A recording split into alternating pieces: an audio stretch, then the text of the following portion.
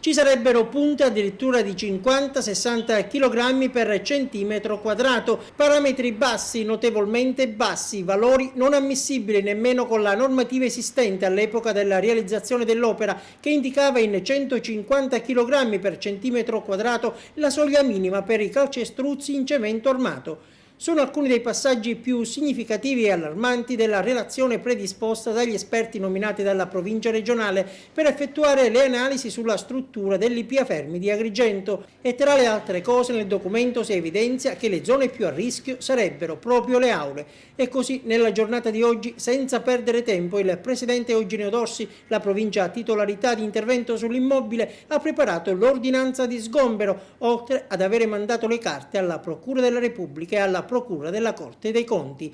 E stamattina riunione operativa all'ufficio tecnico alla presenza del dirigente scolastico dell'Ipia, Francesco Casalicchio. È una tegola che si abbatte sull'Ipia Fermi di Agrigento, che è una scuola di grandi dimensioni, sono 1000 ragazzi più 200 adulti. Spero che i provvedimenti che verranno presi saranno pari all'entità del danno scolastico che viene fatto. È un cataclisma questo, presumo che si prenderanno le decisioni dovute. A quanto pare nel lungo termine, fra 3 o 4 mesi, sono state reperite 2 situazioni che verranno adeguate e quindi ci saranno date. Quindi il problema è per 3 o 4 mesi, visto che al bando è stato risposto da parte di alcuni proprietari di strutture all'interno della città, per cui diciamo che il problema vero e proprio è nel contingente, da lunedì in poi. Il suono della campanella è ormai vicino e tutte le attenzioni sono allora rivolte ad individuare nell'immediato soluzioni alternative adeguate.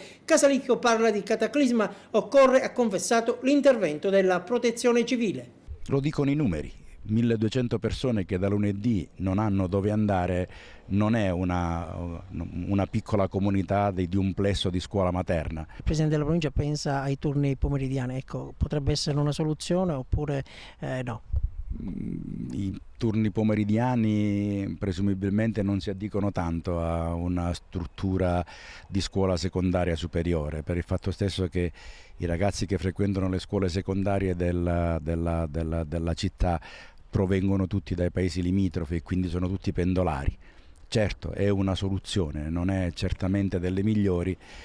Penso che la differenza la farà il grado di organizzazione generale per evitare che i ragazzi possano subire tanto il disagio di non avere una scuola.